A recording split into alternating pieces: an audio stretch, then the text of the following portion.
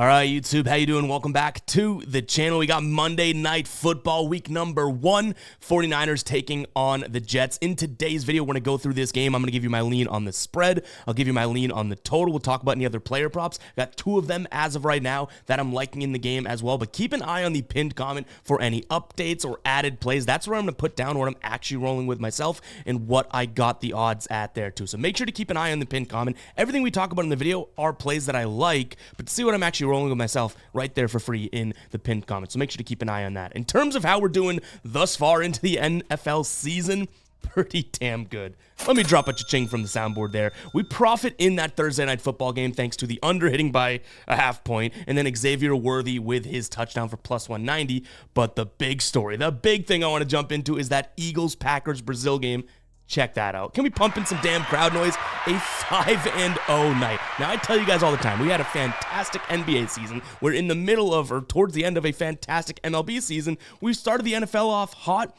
I can't promise this every single week. Like, I'm so much more of an average sports bettor than this would indicate, but hey, we are hot. Let the cook. You know what I mean? So we'll take that 5-0 night. One more cha-ching, right?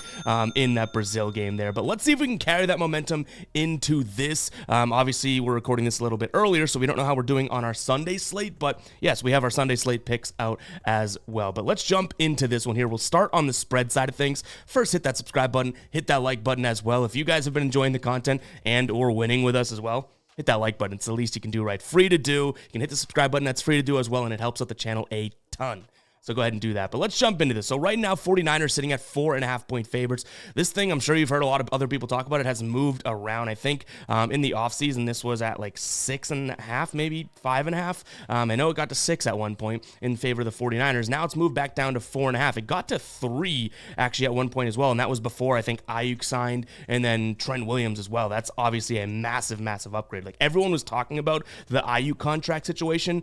Getting that tackle, that is massive for this team's performance. So I think that's why that bumped back up to 4.5, him alone. But overall, there's a couple things we want to note. There are some injuries, Christian McCaffrey being the biggest one. He's questionable. If Christian McCaffrey doesn't play, that throws a wrench into this thing entirely. So obviously take that with a grain of salt. If he does play, everything after this now is kind of based on that. I'm assuming that he plays. He's a little banged up, but it's week number 1. I think he's looking like he's going to play. So right now we're seeing a 4.5-point spread, like I said, and I've seen everybody and their grandmother's ex-husband on the Jets, and that's kind of the side I wanted to get to originally, but now after seeing everyone see it so clearly and everything like that, it's making me lean towards the 49ers. Now, if I were to do it, I might buy 1.5. We'd end up paying some juice, probably like minus 140 for it, but I'd get them at -3 just so we can stick to that key number, push potential with the field goal, that type of thing. So 49ers -3 is going to be my lean. Again, everyone seems to love the Jets here, and I get it. Breece Hall is going to be amazing this year. Aaron Rodgers should Aaron Rodgers if he stays healthy, you know what I mean? Like, he should be a huge impact. Garrett Wilson getting better. They add Mike Williams. Like, I understand that this team should be better than last year, but is everyone just glossing over the fact that this is a really good 49ers team still? Everyone seems to think they're going to regress because they lost in the Super Bowl. They'll have the hangover, blah, blah, blah. Can that happen? Sure. But if everybody sees the Jets so clearly and this line isn't budging as much as we would think, doesn't that mean Sportsbook is pretty confident in their stance right now with the 49ers? So I'm going to trust that. I'm going to lean towards the 49ers minus the 3 points. I obviously have 2 of the best defenses in the league playing one another here last year, so I like the under as well. You have I want to say the Jets are middle of the pack in terms of true defensive scoring, but when it came to, passing yards, they were one of the best pass defense getting to the quarterback, tied for 5th in QB hurries, 3rd in tackles for loss, 7th in sacks. Like, this is a great Jets defense. 49ers did not allow that many points. 3rd, 17.5 points a game they allowed against them. Great, 3rd best against the run. Passing, not exactly their amazing spot. They were middle of the league at 14th. They got the quarterback a lot, 3rd in QB hits, 7th in sacks as well. They're tied with the Jets. So 2 really good defenses make me like the under as well here. And honestly, if the Jets encounter a really good defense, I don't know how effective to this degree Aaron Rodgers will be, Garrett Wilson will be, Breece Hall will be. Like, this is still a very good 49ers defense. So again, for multiple reasons, I do like the 49ers. Mostly that I feel like everyone seems to be missing something, because, correct me if I'm wrong, everyone seems to see the Jets so clearly as, not only to cover this line, but plus 180 underdogs. It's like, to me, we're missing something if we think that's the case. So give me the 49ers. I'm kind of throwing out the idea of they're going to have the hangover and all that. And again, I like the under as well because though these are two should be good offenses, Week 1, Monday Night Football, lights are on. Let the defenses show up. So let's get into a couple player props here, guys. Before we do that, I want to talk to you guys about Sleeper because they do have a free square. Now, I said Aaron Rodgers is going to be good this year. He doesn't even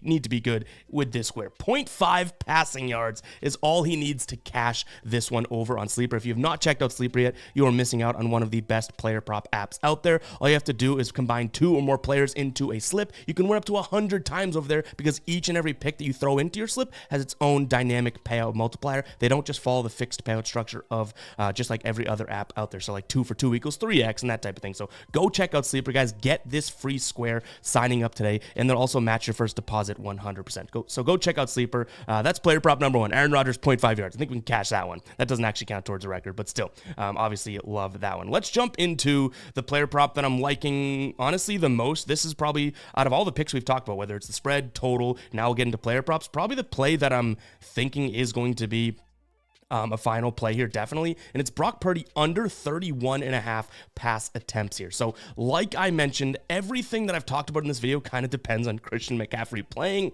as does this one. If Christian McCaffrey gets ruled out, then I don't want to take an under of Brock Purdy pass attempts, right? So this is predicated on Christian McCaffrey actually playing. But if McCaffrey does play, I already talked about it. Last year, we saw a great pass defense. And by the way, we're using Outlier for this. I'll tell you more about Outlier in just a second. But we saw a great pass defense, right? This is the defensive tab.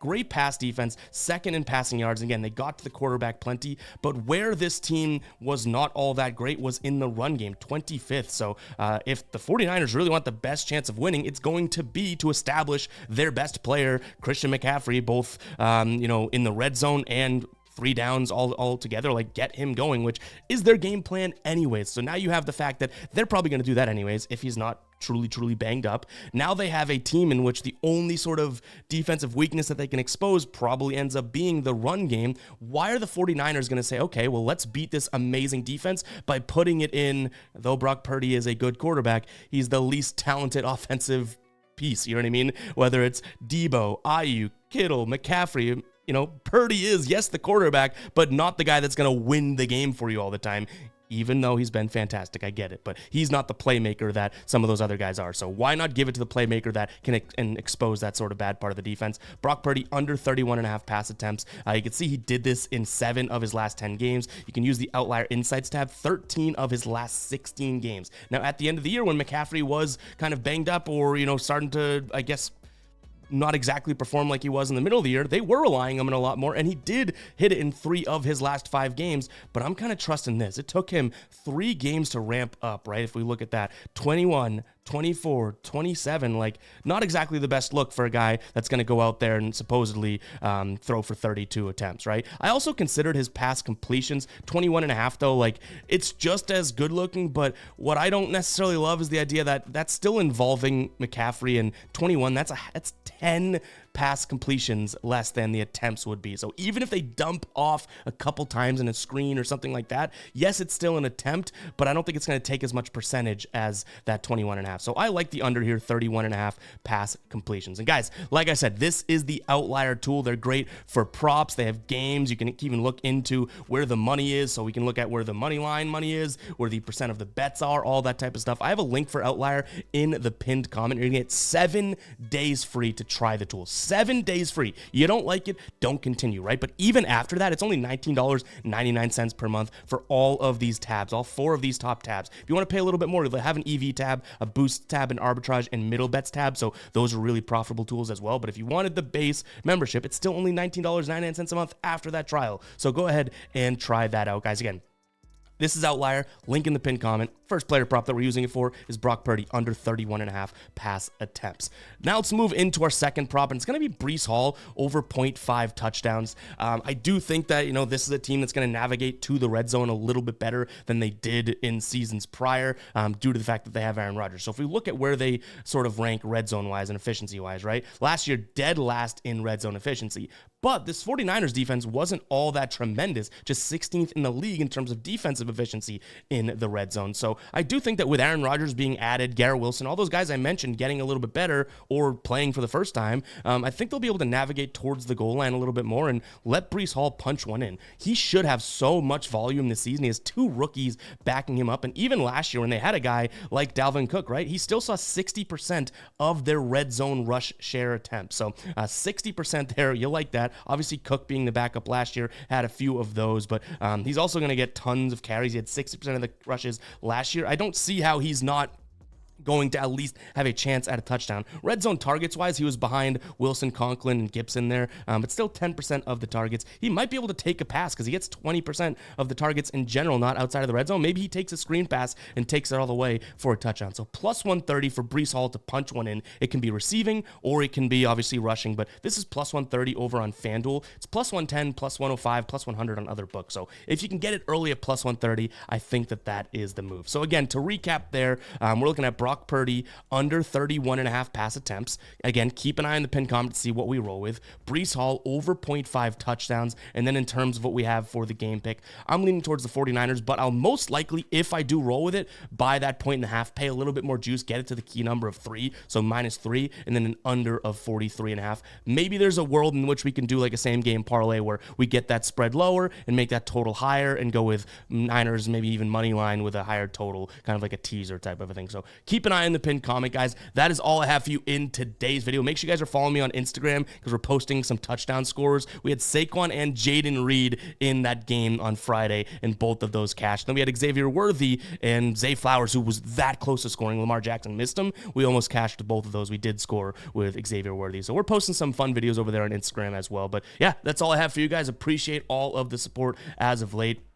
We've gotten a couple comments about like a lot of these picks so far to start the year are I feel or I think and that type of thing. And yeah, honestly, like there is a lot of like feel and I think this could happen in the beginning of the year because we don't have this year's data or stats or what we've seen to go off of, right? So there is a huge factor of just using last year's data and all that isn't always as solid as current data. So as we progress throughout the season, we're going to have more and more to offer. So very, very excited about that. And last thing, if you made it this far in the video, go ahead and comment 12. You made it through the whole video, and I appreciate the hell out of you guys. We'll catch you guys in the next one, all right? Peace out.